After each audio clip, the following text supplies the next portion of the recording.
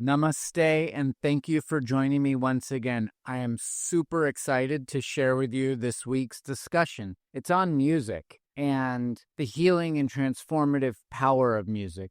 For me, music has been an essential part of my life. I can't imagine life without music. I have pictures of me listening to music in a recording studio when I was just a little baby. And I don't remember a time in my life where I wasn't listening to music, where I wasn't making music, playing music. And to me, music is the universe. It's one verse. It's one song. Life is this beautiful song, and we're all a single note composing the universe. And what music does for me is gives me the experiential reality that God is love.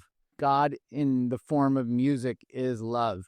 And love is the most powerful and transformative healing aspect of creation because it is the creation. Whether it's hip hop or reggae or Grateful Dead or jazz or blues, it doesn't matter. Whatever music resonates with you, that's love, that's healing.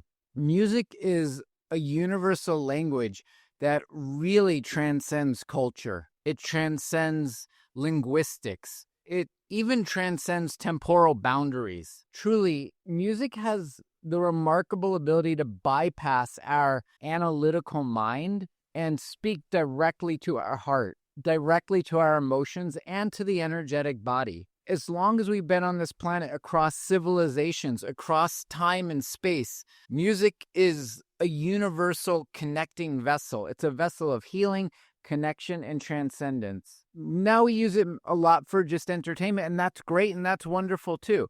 But it's so much more than that.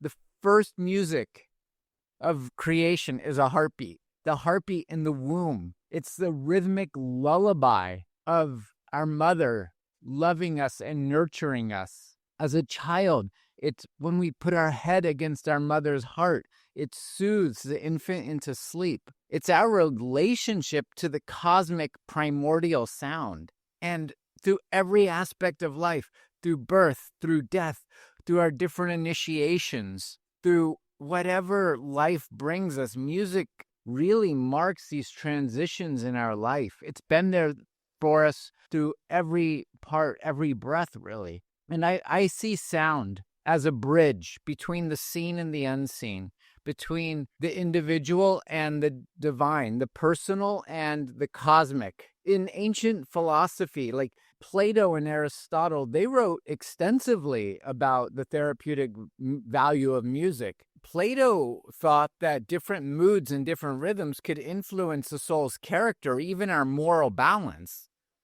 And he advocated for specific melodies to be played to cultivate the virtue and inner harmony.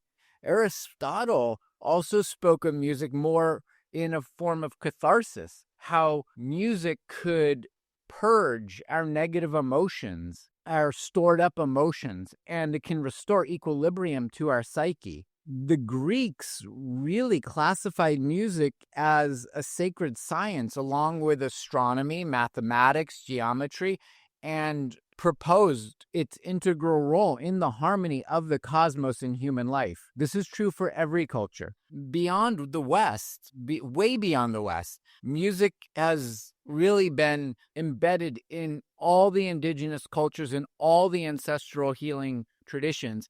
In Australia, 60,000 years ago, the trance dance through the didgeridoo, through the drum, shamanic drumming in Native American societies, in Siberian traditions, in so many traditions, South America, Central America, Africa, it induces these higher states of consciousness. Almost, it's a trance state, really, aligning the heartbeat with the rhythm of Mother Earth. In the African cosmology, these polyrhythms and dances are tools to communicate with the ancestors and shapeshift, to shift spiritual energies. And same thing in the Amazon, the healers, the medicine people, they used icaros, sacred songs received from plant spirits during dietas, during special diets, during ceremonies, during journeys. And these dietas and these icaros that were received by these healers navigate our inner realm and the universe as a whole.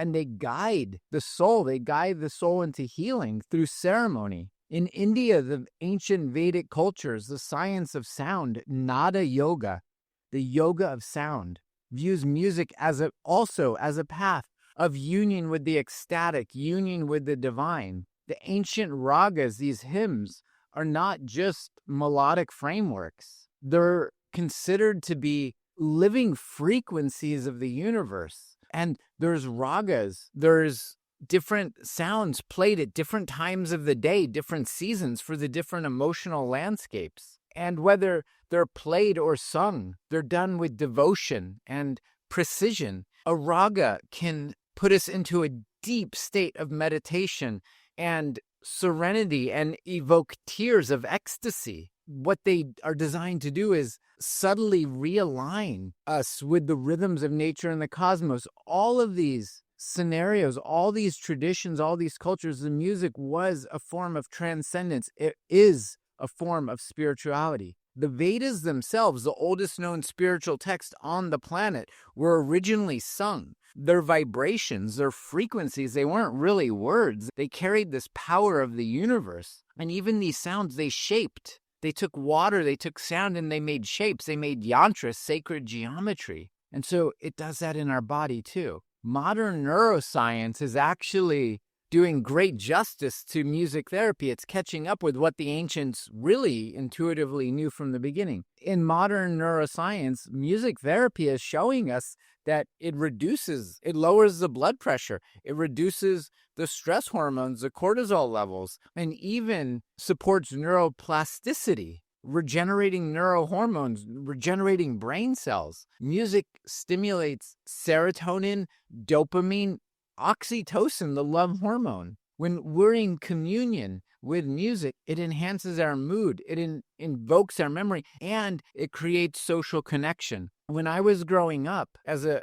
youth, I started playing music. I started actually playing music at a very young age, and I had a band between the age of 12 and 15. We made records, we played in front of people. It was such a beautiful social connection. And then I learned percussion and started going to drum circles and playing percussion and tuning into the heartbeat. And then the Grateful Dead, if any of you have ever been to a Grateful Dead concert, it is such a communal atmosphere, or even a rave. I'm not talking about on drugs. I'm talking about just entirely the communal aspect. Now, the drugs do have some role in it, or they can, but completely just the music alone can take us into this communal transcendental state where the band and the audience, it's one instrument playing together. The music feeds off of the audience feeds off the music. It creates a circular loop that just creates a universe, really, because the universe is a circle. But with neuroscience, they're even using neuroscience for Alzheimer's, because for Alzheimer's individuals, memories, emotions are thought to be lost. But with music, certain music tones, music frequencies, it's coming back. For people who've experienced a lot of trauma, PTSD or CPTSD, music provides a nonverbal pathway that the mind can't articulate. It allows the body, the mind, to process what we can't articulate. It's so profound. Music is so profoundly healing. It literally resonates. We are vibrational beings, yeah? We're vibrational beings, and sound entrains us. Our hearts beat in sync with a rhythm. We're not really healthy. We're not aligned when we have arrhythmia, arrhythmic heartbeat. Our breath then aligns with a melody. Our breath is a song. Our emotions ride the wave of harmony. In this way, music is both a reflection of ourself and it's medicine for ourself. It reflects our inner world and offers us a path back into coherence. It doesn't matter what kind of music it is, whether we're singing a soft mantra, a Vedic mantra, Om Namah Shivaya, Om Namah Shivaya, Om Namah Shivaya, Shiva Om Namah. Or we're beating the gong, or whatever we're playing, a spontaneous song rising up out of nowhere. out of the universe, a celebration of our grief, our pain, our joy. Music is a sacred technology of presence. It allows us to feel what's true, to remember ourselves, to remember what's whole. And it allows me, at least, to reconnect with the vibration, the pulse, the love of life that moves through all things. So much of the greatest music is like these love stories of loss and tragedy, but done in ways that evokes such a sense of spirit, such a sense of connection, of unity. Everyone can understand music. I want to talk a lot about music therapy. I'm really into music therapy. When I was young, before I moved to India, I lived in Colorado, I lived in San Diego. I had a lot of instruments. I did sound healing, sound baths. Music is therapy. I drummed. I did some African drumming. I started learning tabla. For me, music is therapy, and music is therapy. It's a valid form of therapy. And its formalized application has really emerged as a scientifically based and grounded discipline. There's an organization called the American Music Therapy Association, AMTA, and it involves clinical and evidence-based use of musical intervention to accomplish individualized goals within a therapeutic relationship. That's profound. There's now certified music therapists utilizing music to address physical, emotional, cognitive, mental, spiritual, social needs, and tailoring these interventions to the unique requirements of each individual. What does that sound like to you? That's Ayurveda. And we're going to go into the Ayurvedic principles of music and sound as well. But this Music Therapy Association is bolstered by really advanced research, doing neurocognition, checking the biorhythms and the biomarkers of our body when we listen to different frequencies, different instruments, different rhythms. It's emphasizing the efficacy and enhancing the quality of life. Music and this research that they're doing on music is promoting healing. Music fosters our emotional resilience and our emotional intelligence. So first of all, the physiological benefits of music has now been proven. Music has a profound impact on our brain. It engages multiple regions simultaneously. That's difficult to do, but music does this. They've done neuroimaging. I mean, it's just phenomenal, this modern science that we have. These neuroimaging studies reveal that when we listen to music, it activates this auditory cortex, motor cortex, and our limbic system. And the limbic system is integral for processing our emotions. And when we have this synchronization of neural activity, it facilitates the release of our feel-good hormones, dopamine, serotonin, oxytocin. These neurotransmitters contribute or are literally responsible for our feelings of pleasure and reward. When we listen to music, we can cure addiction because we're not seeking pleasure in something outside of ourselves. Now, the music, yes, it's outside of ourselves, but on another level, it's not. The music is within as well. We're not seeking drugs. We're not seeking alcohol, tobacco, internet scrolling, unless you're scrolling for good music to listen to. We're not seeking these external validations. We're self-regulating. The rhythm and melody stimulate neuroplasticity. The brain's ability to reorganize and form new connections leads to healthy, sustained neurological health as we age. This is crucial also in recovery of neurological imbalances, neurological disorders. There's so many emerging mental health issues where music is so valuable. Music is also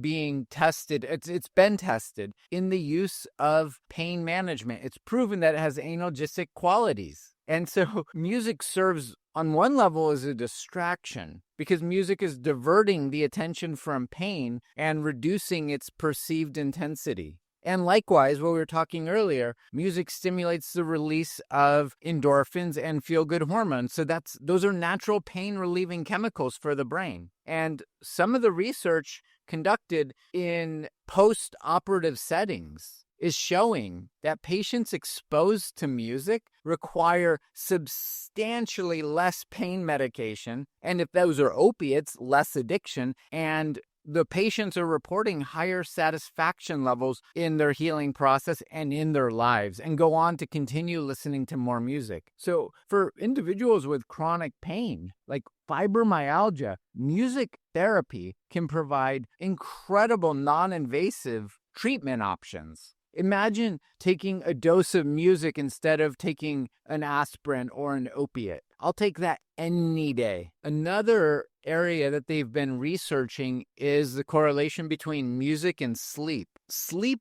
disturbances affects millions of people worldwide. I've had this in my life. I know it sucks. It sucks really bad. There was a period in my life where I had horrible insomnia. I wasn't getting more than an hour of sleep a night. It's so disruptive to life. You can't think clearly. You can't have emotional regulation. You can't eat properly. You can't think properly. It is horrible. It feels like you're going crazy. I started doing breathing with mantras. I started listening to binaural beats specifically designed for sleep, and it changed everything. Music, especially slow-tempoed, relaxing pieces of music, relaxing compositions, have been scientifically shown to improve sleep quality, because one of the things that disrupts sleep is elevated heart rate. And so it lowers the heart rate, which reduces our anxiety, and it promotes relaxation. So these studies indicate that if we incorporate calming music into our evening bedtime routine, that can significantly enhance sleep efficiency. And it can also enhance the period of time that we stay asleep for. So another way that we don't need sleep medication, a natural alternative for all these sleeping drugs. The psychological benefits of music in mood regulation. Music's capacity to influence our mood, I don't know anything like it. It's unparalleled, truly. There's nothing like it. One song can elicit one feeling, another can elicit another feeling. A song we heard when we were a child can elicit memories. Listening to uplifting melodies can alleviate symptoms of depression. It fosters these positive emotions, and it allows us a reframe of our negative thinking patterns. And it doesn't matter what that music is. When it says an uplifting melody, when I was a kid, I had certain genres of music I listened to. I listened to a lot of punk rock. I listened to a lot of heavy metal. And I still do. You can judge if you want, but there's really good punk rock and there's really good heavy metal. There's really good music in every genre, and there's really bad ones too. A lot of the music I listened to had messages, had meanings behind it. And so now if I listen to one of those songs from childhood, it brings back happy feelings. It brings back a memory and a feeling of joy and a freedom in my life. So it doesn't matter the type of music. There was a study done in, I think it was Cambridge University. I could be wrong, but it was done in a major university where they took senior citizens and created a scenario for a few weeks where the housing and the furniture was very similar to their childhood, or is identical to their childhood. And they even had older style TVs from those ages, and they had music playing. They had record players and vinyl. For those people who are new, you may not even know what that is. I'm just kidding. But truly, vinyl's coming back, thank God. But they had music from that time, and they were dressed in the clothes of the ages when they were young. And their biological aging markers in a 2 to 3 week period dramatically decreased. Like so dramatically, 5 to 10 years. In everyone across the board. So listening to this music of our childhood, listening to music that facilitates a positive motion, whether it's old music, new music, it doesn't matter. And they've also done tests with like more somber tunes, like more somber compositions that facilitate emotional catharsis, which can allow us to process unresolved, unprocessed grief, sadness, trauma. The different types of classical music elicit different brain responses and neurological responses.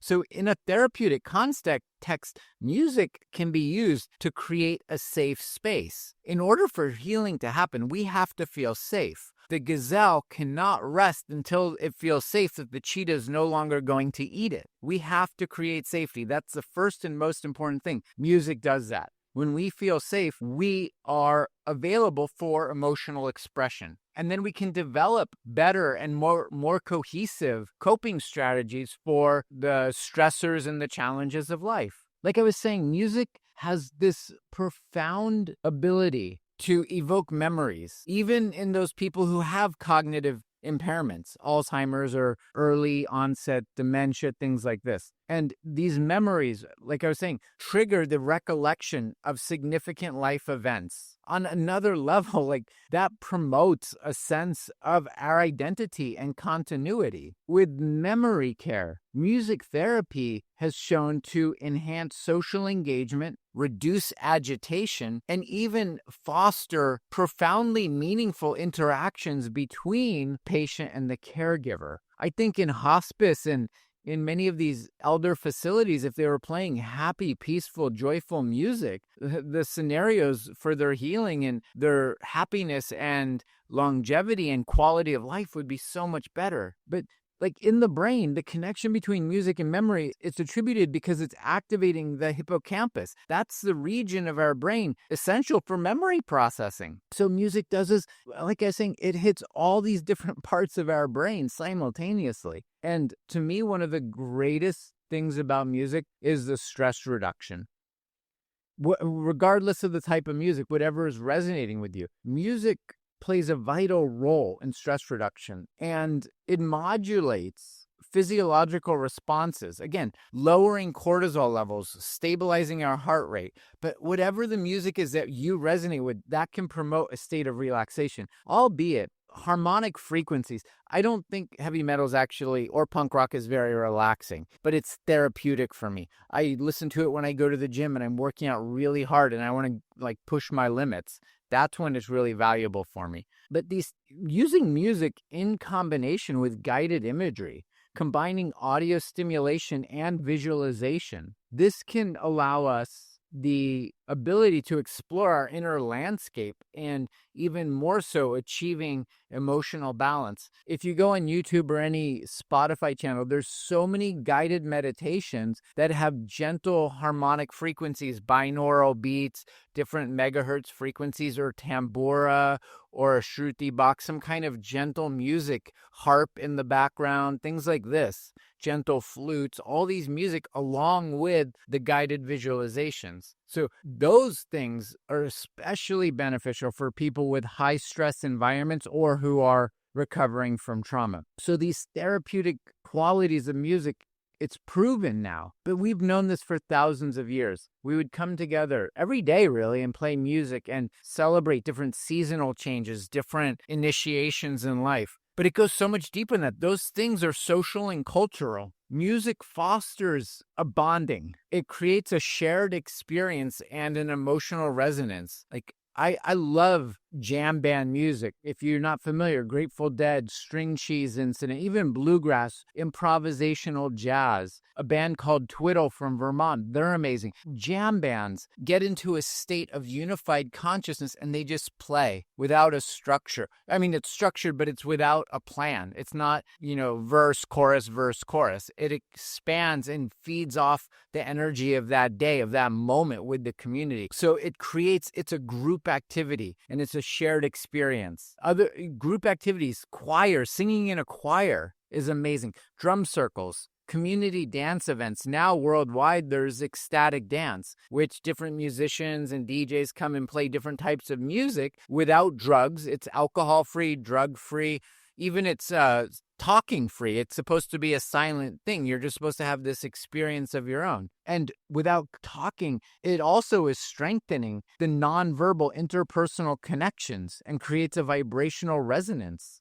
These community events foster a sense of belonging. So communal practices, whether it's music or dancing or whatever, not only enhance our mental and emotional well-being, but it really contributes to the collective healing, especially when we're in times of crisis, adversity, extreme challenges. During the pandemic, I saw videos of places in Europe, in Italy, where everyone was out on their balconies because they were forced to go into isolation, but everyone was out on their balconies playing music and singing to each other and sharing what they could and trying to uplift the spirit. It was absolutely amazing. So many people who do kirtan and bhajan, sacred chanting of not just the Vedic tradition, other traditions, were going online, weekly, even daily, doing guided chanting, guiding kirtans. There was guided meditations every day. There was, even though it was through the internet, there was a way of connecting. So the therapeutic use of music,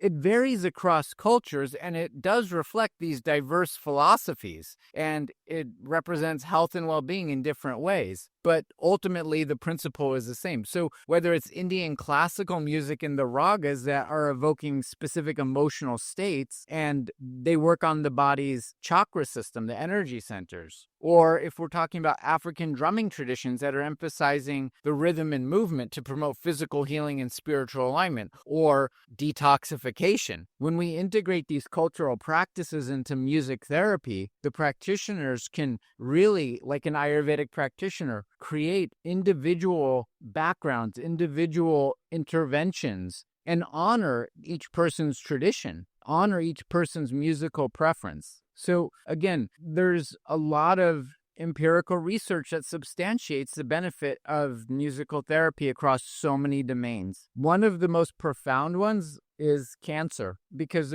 one of the biggest issues in cancer that prevents people from healing is the anxiety around it, the stigma around it. I have cancer, it's potentially deadly. Or the chemo, the radiation, the side effects, what's it going to do to the immune system? Music, the studies have demonstrated that it reduces the anxiety and stress in cancer patients and it also improves their motor functions. And so it really helps the improvement. Same thing, motor function with Parkinson's, and enhancing speech recovery in stroke survivors. There's so many cool things that are being done. And so these things are being done in ways that are clinical and spiritual. So in clinical settings, music therapy is employed to address basically any kind of condition, a huge range of condition, whether it is physical health, mental health, chronic illness, developmental disabilities, whatever it is.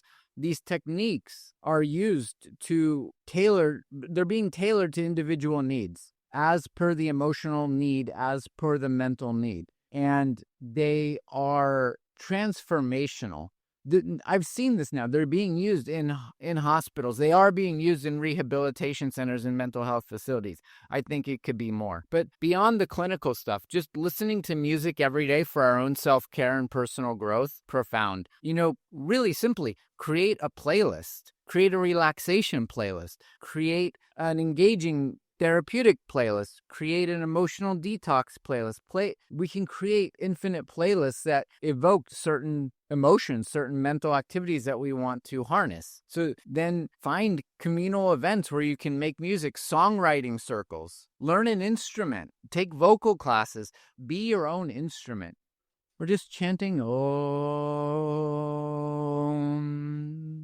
It doesn't matter. The voice is an instrument. To God, it's all beautiful. These practices empower us in every aspect of our life. Now, one thing that we do need to be aware of is ethical considerations, especially around cultural sensitivity. And I think that being culturally sensitive is crucial in music therapy, because we want to honor and have respect for these diverse traditions and the values of the individuals that they come from. And music is universal. It's for everyone. I don't think when the rishis, when the Vedas were made, when the ragas were made, when they were playing the didgeridoo in the outback 60,000 years ago, they were concerned about cultural appropriation. I think the entire purpose was for healing and love. And I imagine being one of those people, I would want everyone and anyone to hear it. But the thing is that we need to honor those people. We need to honor those cultures and not try and make it that we created it. We're using it. We're giving thanks to the ancestors. But we must navigate these ethical considerations. It's really important. We don't want to misrepresent where these things are coming from. The healing power of music, regardless of where it comes from, encompasses universally physiological, psychological, social dimensions. We know that it has the ability to alleviate pain, reduce stress, enhance memory, foster these transformative connections internally and externally in ourself, in our community. And I think it's going to continually show more validity as we do more science on this. And just really embracing music's healing potential in daily life.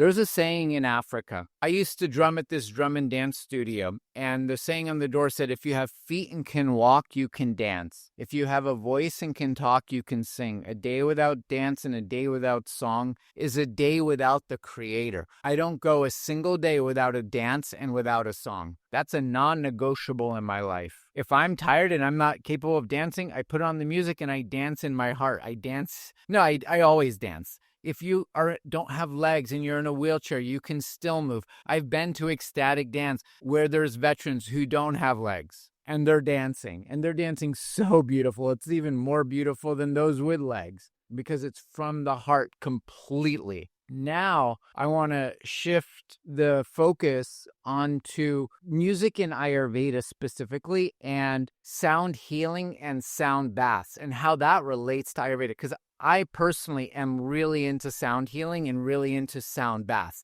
It's making a rejuvenation. I was doing this in the 90s. It's now super popular. And just like in so many new age communities, there's cacao ceremonies and matcha ceremonies. Now there's sound baths on every street corner and every yoga studio. And that's wonderful. I'm not dissing it at all. That's wonderful. The more the merrier, for sure. But this is not a new thing. So again, with the cultural appropriation, we need to honor where these things came from. So again, in Ayurveda, sound healing is known as Nada Chikitsa. It is recognized now as a profound therapeutic modality because of its vibrational and resonance to restore balance within the body, mind, and spirit. Remember, Ayurveda views all life as fundamentally vibrational. It's composed of these very, very subtle frequencies that influence our physical, mental, emotional, and spiritual harmony. Our thoughts are frequencies. What Ayurveda sees and explored thousands of years ago with sound healing, sound baths, was this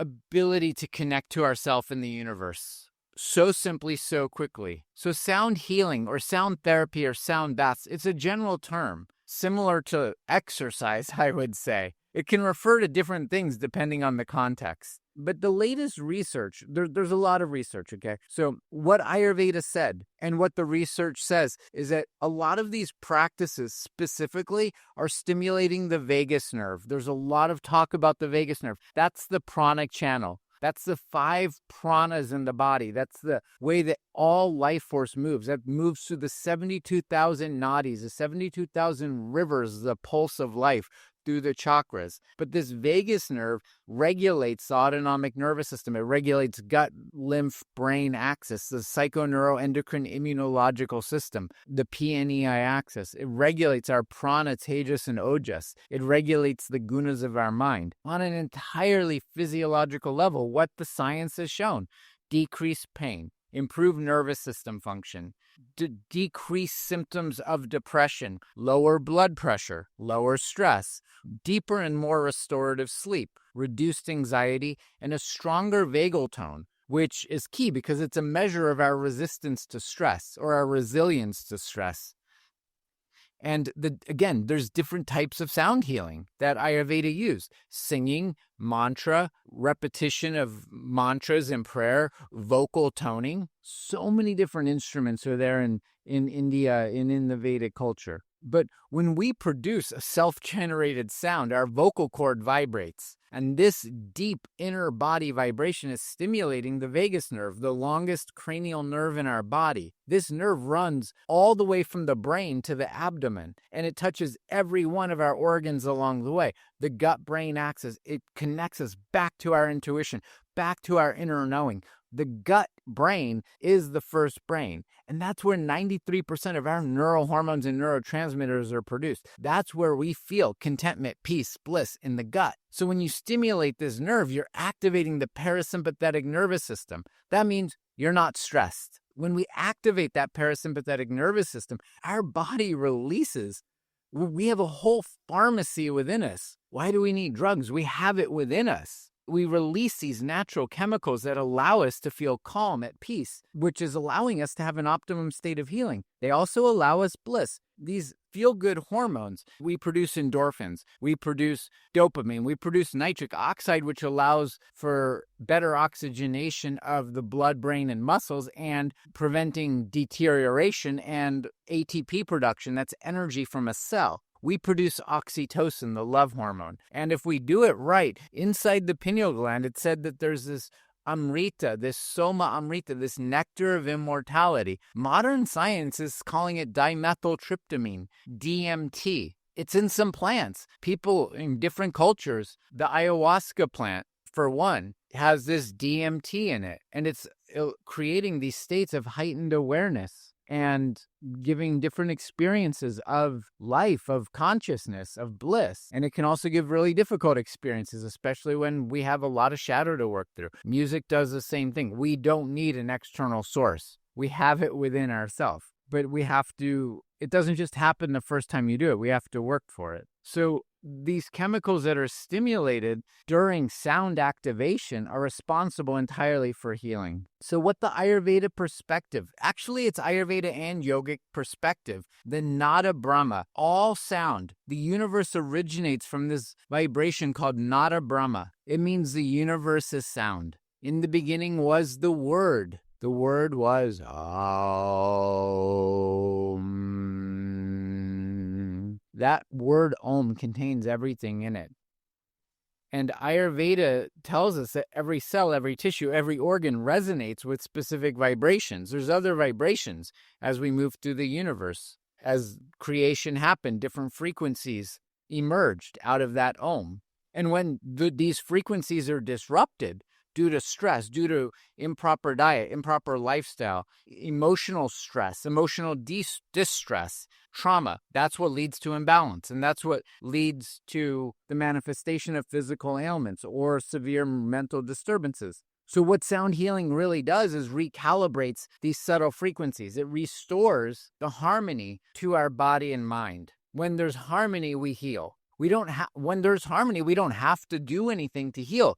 It heals naturally. During the pandemic, in the cities where there was complete lockdown, in Delhi, in some of the most polluted cities in the world, because of lockdown, people couldn't go in their cars and the air cleared up. There was no more air pollution. In Delhi, you can actually, on a clear day, which doesn't exist other than during the pandemic, you can see the Himalayas. People who had been living there 40, 50 years didn't know they were there because the pollution is so bad. When people stopped driving forcefully because of lockdown, you could see them again. Species that we thought were extinct came back to life. When we are in resonant harmony, healing happens naturally. Nothing more needs to be done. So sound allows us to go into that resonant harmony. And different sound has different frequencies, right? So remember, in Ayurveda, there's 3 doshas, vata, pitta, and kapha. And each dosha is governed by specific elemental energies. And sound therapy can harmonize these different doshas. So vata, the air and ether element. What are the imbalances of vata? That's important to look at. When vata is out of balance, anxiety is there, nervousness is there, insomnia, scattered mind, ungroundedness. So with sound healing, if we're using soft grounding tones, low frequency gongs, deep singing bowls like root chakra singing bowls or drums, earthy melodic chants, all these can be used to stabilize and ground vata, both the body and the mind. Pitta is fire element. And when pitta is out of balance, the main thing is irritability, anger. Physiologically, it manifests as hyperacidity or inflammation, just general stress. So what is great for that? Gentle, calming, harmonious sounds. To me, listening to the water flow, a waterfall, or the ocean. So there's water fountains. Having a water fountain in your house creates this beautiful harmonic flow. Or they make ocean drums. Crystal singing bowls, calming crystal singing bowls, or soothing vocal chanting. Om is great for everyone, but calmly chanting Om. Om pacifies the fiery pitta mind. I'm pitta, so I have a lot of fire. Om is so beautiful. I chant Om 9 times every day. It's so calming and relaxing and nourishing. And then kapha, that's the water and earth element. And When a kapha is out of balance, remember, it's that lethargy, it's sluggishness, it's congestion, it's emotional stagnation, it's depression. So to break the kapha out of that tamasic, lethargic state, we need stimulating sounds, we need active sounds, higher frequency sounds, higher frequency singing bowls, bells, cymbals, chimes, vigorous rhythms that energize and uplift the heavy kapha energy. The benefits of doing sound baths. So I love doing sound baths. Sound baths, sound vibration, sound healing.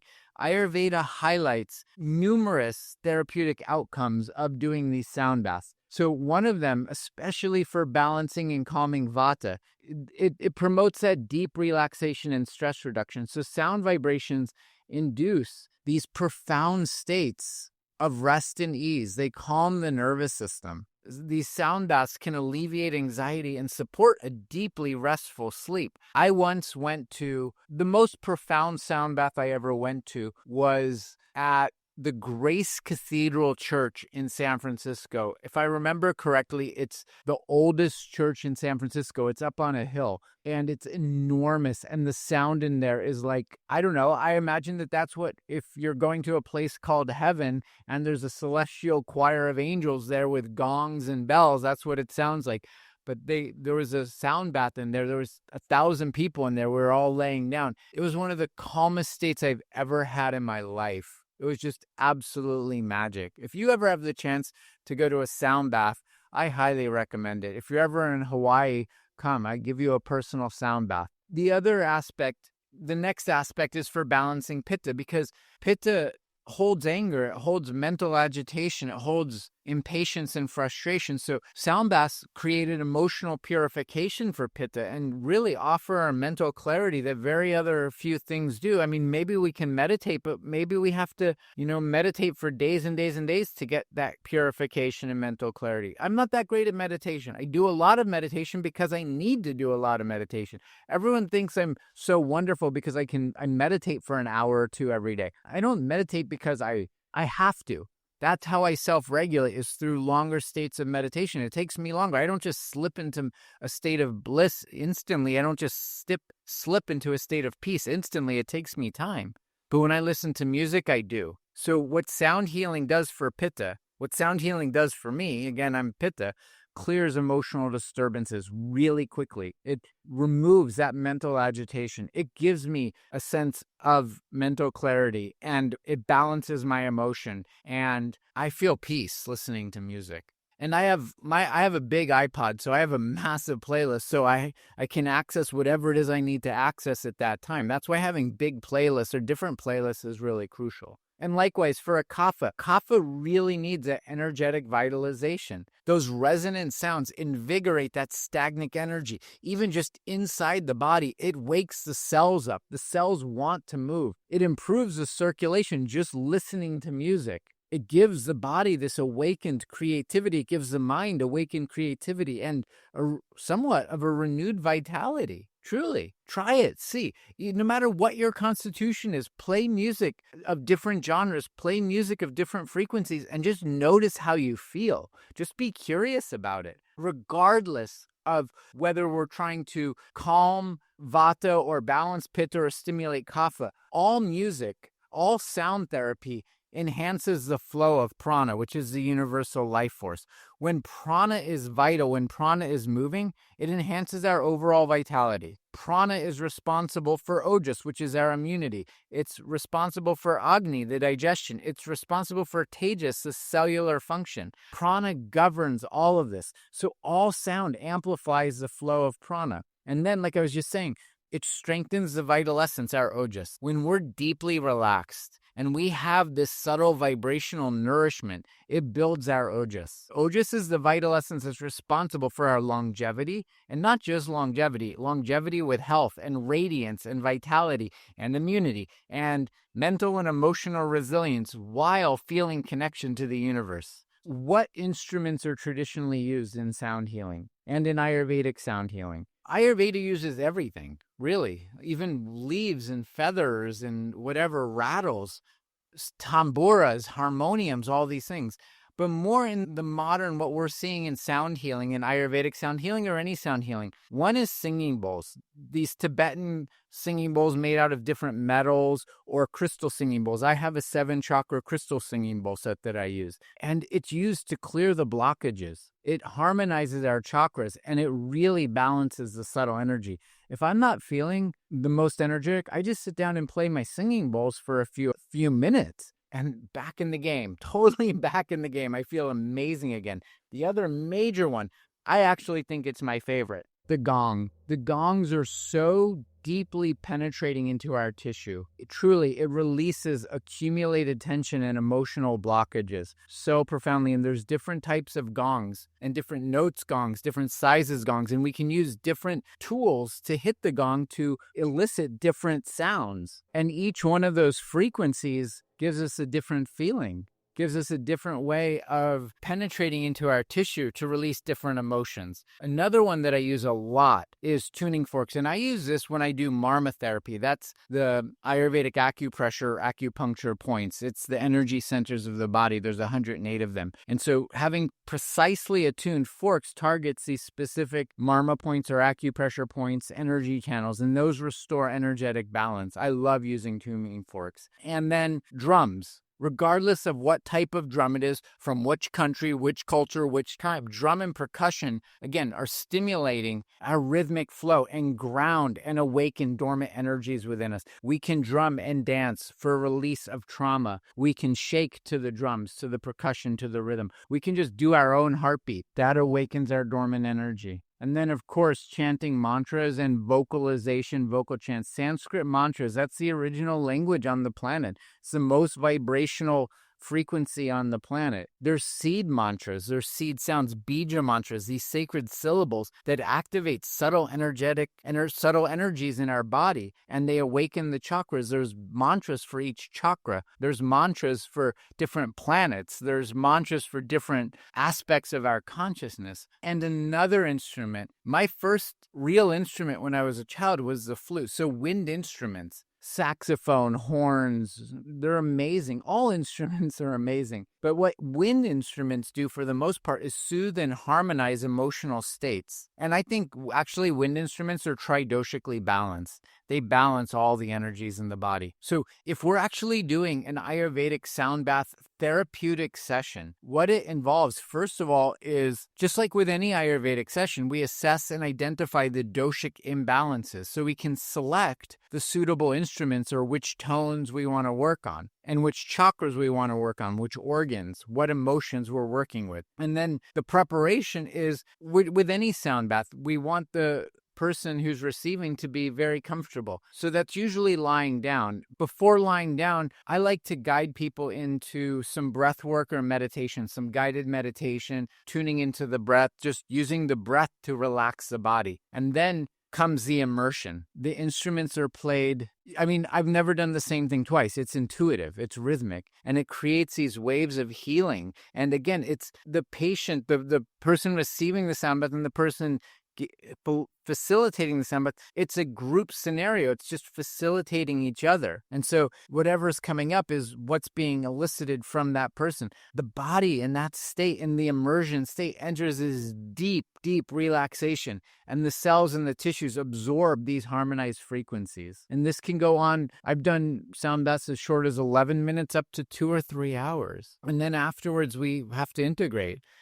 After the session, we stay in silence for some time, maybe doing some gentle grounding movement, giving some mantra or visualization or positive affirmations to do. This is what an Ayurvedic sound bath would look like. So if you're looking to do this, to incorporate Ayurveda into your sound healing practice, really for yourself, you can do these for yourself. Choose instruments based on your dominant dosha or the imbalance. And you can really do a time sound session according to your unique constitution. Kapha is best in the morning, Pitta in the middle of the day, Vata in the evening, but any time is good. And if you're incorporating this into your own life, even if you just have a little singing bowl, a copper singing bowl, or a 7-metal singing bowl, or a small crystal bowl, or a small gong, you don't even have to have a big gong. You have some instruments that you're using. You can use these in combination with the dinacharya, with your other Ayurvedic self-care rituals. You can do your abhyanga. You can cover yourself in the self-oil and do sound bath. Do a little pranayama. Do your own marma therapy. Do your meditation. And definitely incorporate essential oils. I like to diffuse essential oils into the room I'm doing sound baths in, into my marma therapy. You can have specific natural incense to enhance the senses, not just the aurical senses, but the smell senses. When you actually do this, you do abhyanga, you put essential oils, you breathe, you have beautiful scenario, you have beautiful scenery, you have the sun. You're actually engaging all the senses simultaneously. So from the Ayurvedic perspective, from the Ayurvedic viewpoint, this Nada Chikitsa, this sound healing, offers some of the deepest and most holistic nourishment we can get. It restores the natural vibrational harmony that's essential for our health and consciousness. A sound bath, really, it's not just some passive relaxation practice.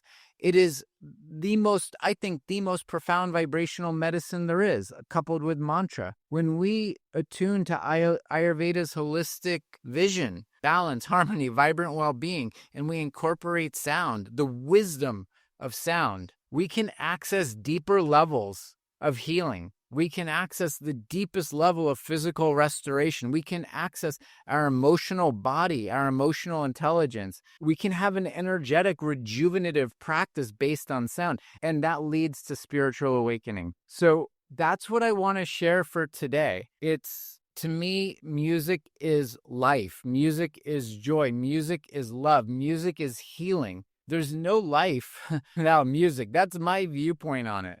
Music in its most elemental level is the wave of consciousness that created the universe. And when music is offered with love and presence and sincerity, it is the highest act of love. Whether it's a mother humming to her child or a musician pouring their soul into a melody or a jam that's transmitting love, or the community gathered in kirtan or ecstatic dance or sacred song sharing, music is embodying love in motion. In my life, music has held me. Music has carried me. Music has been a mirror for me.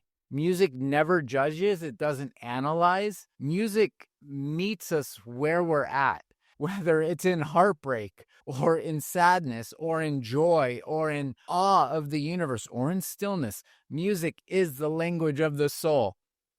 And love is its dialect. Love is its language. In the Bhakti tradition, music is the most exalted expression of devotion, singing the names of the divine to melt the barrier between self and source. In this way, music becomes the form of love that dissolves all separation. From both the spiritual and physical perspective, to me and in science now, music and love are the most potent medicines we know. Whether you're using music and love to regulate the nervous system, it doesn't matter. It's the same thing. Love is what regulates the nervous system. Music is love. Love tells your body you're safe, you belong, and you are enough. Love creates oxytocin, our bonding and love hormone. Healing happens, again, healing only happens when the body is safe to relax, repair, and then regenerate. That is through music. That is through love. Love mends broken hearts, not through bypassing our pain, through the willingness to sit with it and hold it gently. Love says, even this heartache, even this rage, even this sorrow is worthy of presence. Music as well. There's music for heartache. There's music for rage. There's music for sorrow. And what it all does is brings us to presence to be with ourselves. Music and love reconnect us to our wholeness, reminding us that we are never separate from life. Only in the mind. We're not separate from source. We're not separate from each other. We are the universe. We are the one song being sung in harmony together. So when music is infused with love, it is sacred. It is a sacred creation shared from the heart. It is the healing balm that moves us beyond the mind into soul. Music is love. Love is healing. Music is vibration. Love is the highest vibration. Music becomes the carrier of love, and love in its purest form is what heals body, mind, and soul. Music has the power to awaken the love within us that can heal ourself and that can heal the world. Thank you, thank you, thank you from the depth of my song, from the depth of my heart, from the depth of my music. I thank you so sincerely for joining me in this song, in this dance together. And find your music. Listen to music. Find what you love. Find what moves you. Find what you move. Buy an instrument. Get an instrument. Learn an instrument. Play an instrument. Make music. Use your voice. Go see live music. Share. And also share here in this forum. Again, I encourage everyone, as always, if you found value in today's discussion, please share it. It's through sharing. Sharing is caring, and it's through sharing that we spread love and light into the world. And leave your feedback. Leave your comments. What music do you listen to? What turns you on? What music turns you on? How do you play music? Are you a musician? Share your music here. Put links to your Spotify channel. Put links to your music. I'm totally welcoming you to put your music here. And share the music. When we share what we have with each other, we grow and we grow and we grow. We grow in love. We grow in creativity. We grow in inspiration. So please continue sharing. Sing, dance, laugh, cry, feel, and love. Until next time, thank you, thank you, thank you. Namaste.